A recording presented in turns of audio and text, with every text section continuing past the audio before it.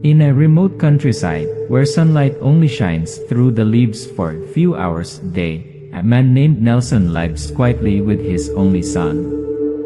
Alan, the boy, was born with intermittent breathing, living each day like battle to snatch his life from the hands of fate. No medicine worked. No doctor could come. Only blind faith remained in prayers in the deep forest. A violent cough rang out, mixed with the sound of the wind, then stopped. The music stopped abruptly. That night, when the father and son had just finished working in the coconut plantation, Alan collapsed to the ground. His eyes rolled back, his limbs convulsed. Nelson knelt beside his son, his hands trembling, not knowing what to do but whisper, "Take me, if there is a miracle listening me." But the miracle did not come from heaven. Image effects, as strange light flickers from the forest, a pair of glowing eyes watches from afar, blinks, then disappears. Narrator. In the thickest darkness of the forest, there was an entity that heard that cry for help. It wasn't God. It was an Engkantong, an immortal spirit from another world, who had sworn never to step foot in the human world unless awakened Eli the purest love. And that night, a father's love woke her up. Narrator. Her name is Liana. She didn't know that her decision would not only save the child. It would trigger an ancient curse, dragging the entire village into a chain of strangeness, disappearances, and pain that to this day no one dares to speak of again. In a land where faith is stronger than medicine, and prayer is louder than an ambulance siren, lives a man named Nelson, a single father raising his son through the rains and scorching sun. The thin man, his back soaked with sweat, pulled a wooden cart through the mud. Behind him sat a sickly boy, clutching his chest and gasping for breath. Your son, Alan, was born with a burden he did not understand. His breath was a battle with every gust of wind. Every gust of wind that brushed his skin was a close call for death to his throat. Alan convulsed on the ground, dust covering his face. Nelson panics, hugs the child, pulls out the bottle of oil and whispers a prayer. Nelson, whispering, "Stop, don't take it from me. Breathe, breathe." Interior cut to cottage. The camera pans slowly across the dilapidated cottage, the oil lamp flickering. On the wall is an old photograph, a young woman holding a baby. Nelson stares at it and sighs. Narrator. Ninway's beloved wife died giving birth to Alan. Since then, Nelson has been no longer a man. He is a torch that slowly burns out to warm that frail life. Scene: morning at the shaman's house, Mang Artemio. The scent of incense lingers. The room is filled with charms, herbs, wooden statues. Alan lies on the mat, coughing.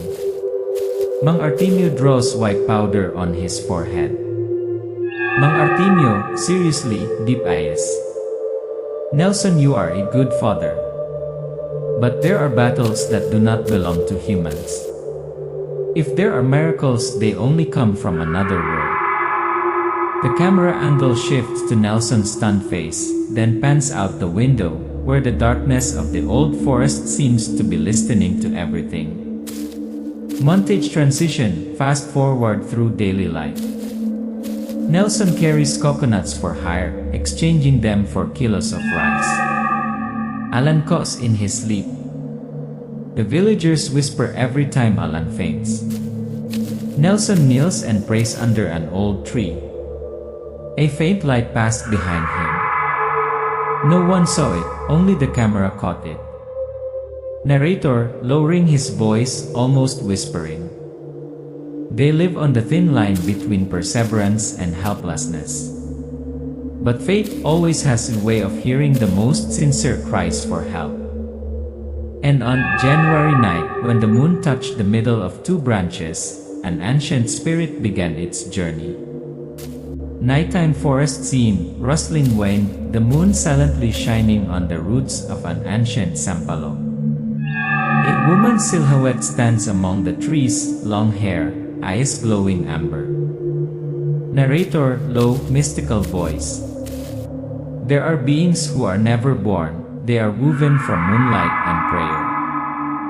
Layana is one of them, an Engkantong, a guardian spirit of the sacred forest, who watches over but is not allowed to interfere with the human world. Layana stands still, tears in her eyes as Nelson hugs Alan, praying in despair. The camera pans around her as the wind picks up. Layana whispers, "If love can reach the depths of a soul, then this is the time to break the law." Engkantong Kingdom, in the heart of the ghost forest. White mist, crystal trees, a throne suspended in mid-air. Queen Sulima appears, powerful, cold, her eyes seem to contain 1,000 years of history. Layana, kneeling, voice determined. "Please allow me to become a human for 7 days. There is a child, an innocent heart that is losing its life force. I must save it." Sulima, voice echoing. "Do you know the price, Layana? Once you take on a human form, you will no longer belong to us. You will suffer. You will cry. You will love." Layana, "I accept even if the price is never to return." The queen touches Layana's forehead. A white light bursts. Layana disappears. The cottage in the middle of the night, a knock on the door echoes. Nelson is massaging Alan with oil when he hears a soft knock. He opens the door. The wind blows strongly. In front of him is a beautiful, dirty girl, with messy hair and hazy eyes. Layana, voice trembling. "I don't remember anything. All I know and my name is Layana. I'm lost. Please let me stay for a few days, just 7 days, then I'll leave." Nelson looks at her suspiciously. Alan comes out from behind the curtain, sees and whispers to his father. "Alan." She looks gentle. "Maybe you're telling the truth, let her stay." Nelson sighed, nodded. Layana smiled, hiding her relief. Scene, first dawn, Layana as a silent wife. Montage, Layana sweeps the yard, cooks porridge, picks vegetables. The scene is as beautiful as a fairy tale. Alan smiles more. Nelson is surprised to see his son finish his bowl of rice. Narrator. No one understands Ayla. The gloomy house is now full of life. The flowers on the fence, suddenly blooming after many years of withering. Layana tells Alan a fairy tale. He sleeps well for the first time in many years. Nelson watches silently from afar, his eyes gradually changing from worry to affectionate. Night scene, Layana stands in the yard, looking up at the nightlight. The wind blows. She whispers to herself, "Layana, 6 days left. Please let me save this heart before it stops beating." Behind her, Nelson quietly walked out, intending to say something, but only looked and turned back. The bond between the three gradually formed. Layana taught Alan folk remedies. Nelson saw Layana copying ancient scriptures on banyan leaves, feeling strange but not asking. In the afternoons, when the three of them ate dinner under the sunset, their laughter echoed farther than the sound of the forest wind. Narrator. Gradually, Alan called her sister Wine. Nelson began to find himself afraid that one day that woman would disappear as she had come. The wind rose when Nelson dreamed of Layana dissolving into dust. Nelson jumped up, sweating coldly, ran outside but did not see her. Suddenly the wine stopped. She returned with a gentle smile. Layana, just went to pick medicinal leaves. Ali, are you so worried? Nelson, stammering. I don't know. I'm just afraid you'll disappear like a strange thing that hasn't been named yet. Layana bowed her head, eyes filled with tears, hiding the pain that was about to come. Narrator, slow, deep, emotional voice. The boy who used to cough in the middle of the night now knows how to laugh. The strange girl who used to knock on the door to ask for a place to sleep now brightens up the tattered thatched roof. In Nelson's heart, a question gradually resounds. Who is Layana? Layana heals the villagers. Old people and children line up in front of Nelson's house. Layana pours herbal water, rubs oil, and blows spells. The blind gradually see, the mute can whisper again. No one can explain. There are no papers, no identities. But in the village, people begin to whisper. He is the one sent Ila God. An old woman trembles and touches the hem of Layana's shirt, then kneels down and bows. Nelson and Layana sit together at sunset. Nelson, soft voice. Have you ever thought about living here? Layana, smiling sadly. Everything that has a beginning will have an end. Just hope to be able to leave behind something beautiful. The wind blows hard. A leaf falls into Layana's palm, spinning like a fateful signal. Night scene. Nelson dreams of Layana dissolving into bright ash. The house is empty. Alan coughs violently again. Nelson wakes up, sweating. Looking through the crack in the door, Layana is lighting a candle and speaking strange words to an ancient statue. Scene. Layana in the forest, meeting the spirit of an ancient tree. In front of a balit, Layana kneels, calling out the name of an ancient entity. Layana, whispering. Arcolan, guardian of the Black Forest, I come to ask you one last gift. Black smoke rises, a huge copper, Arcolan, appears, eyes red as embers. Arcolan, in a low voice. Mucha ng lupa is the source of all life. In exchange for it, you must give up your immortality and leave the world of Engkantong forever.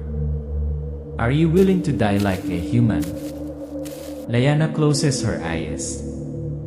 A single tear falls to the ground and blooms into a small flower. Layana. For Alan.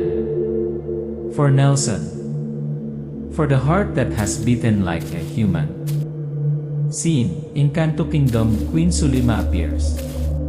Sulima appears in a white light, angry when she sees Layana kneeling and begging Mucha.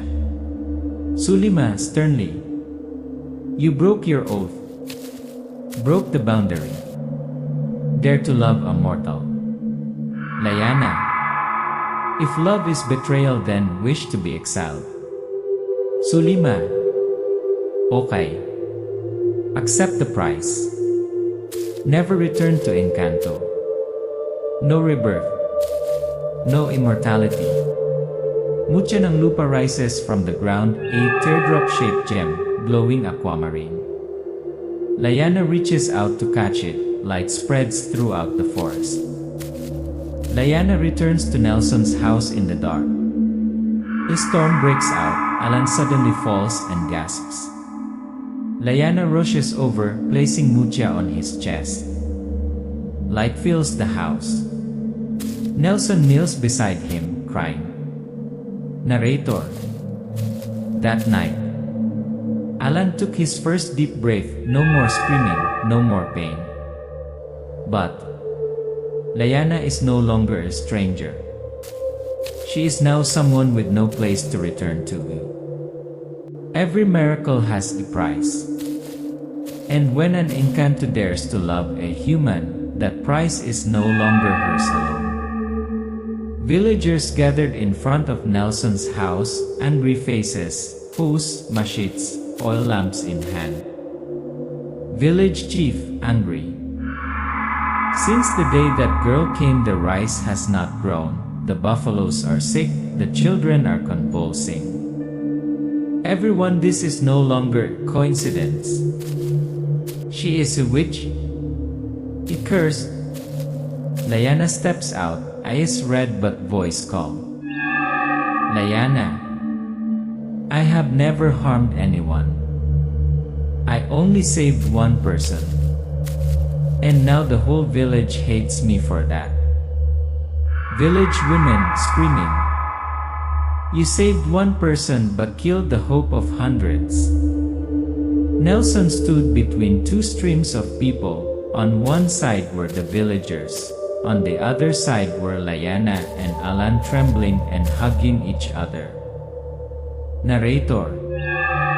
Between love and justice. Between reason and heart. Nelson stood still like a stone statue, where trust began to crack. Alan pulled his father's hand, tears streaming down his face. Alan, please don't let them chase Sister Wayne away. I'm alive thanks to her. If she leaves, I'd rather not breathe.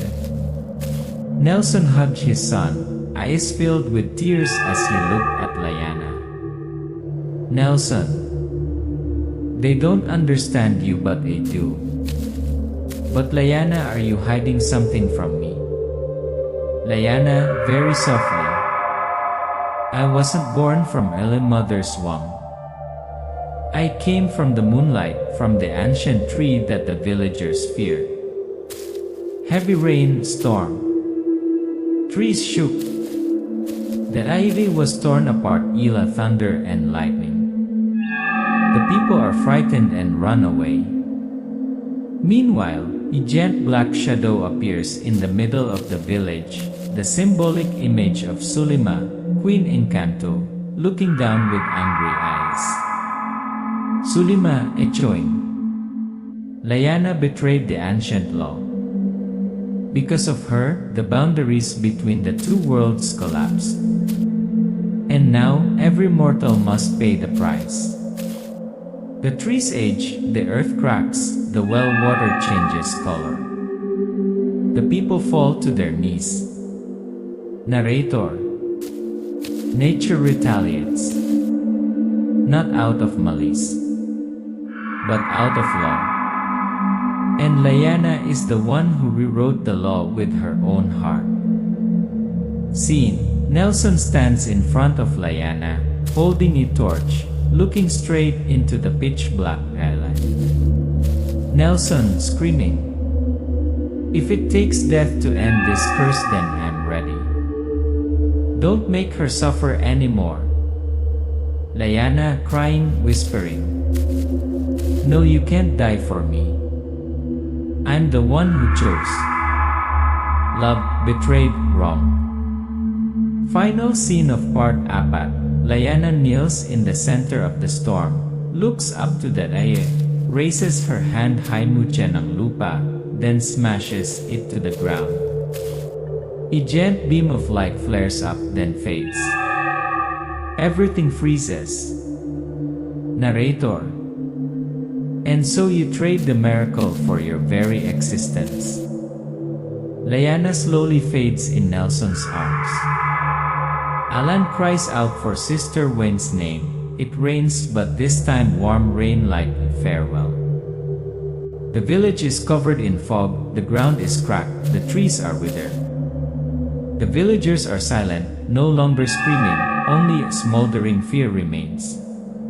Alan lies still. Nelson holds his child in his arms, his eyes seeming to have lost their direction. Narrator, in a low, choked voice. When love crosses the line, the price is not just tears. But a whole world must bow its head to bear the consequences. The mountaintop, where the forest meets the Layla. Layana stands alone in the eye of the storm. The wind blows strongly, thunder and lightning tear the space apart. She calls out the name of Queen Sulima in the midst of the storm. Lyanna, shouting, "Please give me one last chance. Don't make the villagers take the blame for me." Queen Sulima appears in the dark twilight. Sulima appears majestically, shining like an inverted eclipse. Her face is stern, her eyes seem to penetrate Lyanna. Sulima, echoing thunder follows. "You have broken the law of 1,000 years. For the love of a mortal, you betrayed your species. How do you wish to atone, Lyanna?" Lyanna, kneeling, voice trembling. "Please take me with you. Remove the curse from this land. But please let those I love live. I accept to be erased from all worlds. No rebirth. No existence. Nature roars, trees break, rain falls backwards, thunder rumbles continuously." The dialogue between Lyanna and Sulima takes place like an ancient ritual, where souls are judged. Sulima closes her eyes, whispers, "In thousands of years of being queen, no one has dared to love like you. Okay then. The curse will be lifted. But you will be erased from the history of the spirit world." Lyanna returns to the village at night. The villagers are bewildered because everything is gradually returning to life. Trees sprout, well water is clear, roosters crow for the first time in weeks. Alan wakes up, sees Lyanna, rushes to hug sister wife. Nelson also steps out, eyes red. Alan crying, "Don't go. I'm afraid this time you'll really go." Lyanna stroking Alan's hair, whispering, "I've never belonged here, but these past days have been the most real days of Ella life." Nelson choking, "I don't know what you are, but I know I loved you with all my being." Lyanna places the mucha ng lupa in Nelson's hand, then steps back. She smiles one last time, the light from her gradually becoming as bright as the sun. Narrator. No thunder struck. No storm arose. Just a woman dissolving into light, carrying with her all the most beautiful things that have ever come to this land. Scene: the small stream that originates from where Lyanna disappeared, clear, sparkling, never drying up. The villagers call it the healing spring of the wine. Epilogue: 1,000 years later. Alan, wearing a white blouse, walks out of a free clinic in a poor town. The sign reads, "Lyanna Clinic, Healing from Love." Narrator. Alan, the boy who used to live on borrowed breath, now saves people with his own exchange heart. And Nelson, now silver-haired old man, still lives in the old house.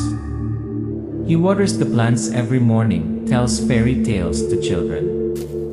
And sometimes he looks towards the forest where the wind blows against the sun. Last frame, a leaf spins and falls into Nelson's palm. He smiles. A last word appears on the screen. Love does not need to exist to be remembered forever.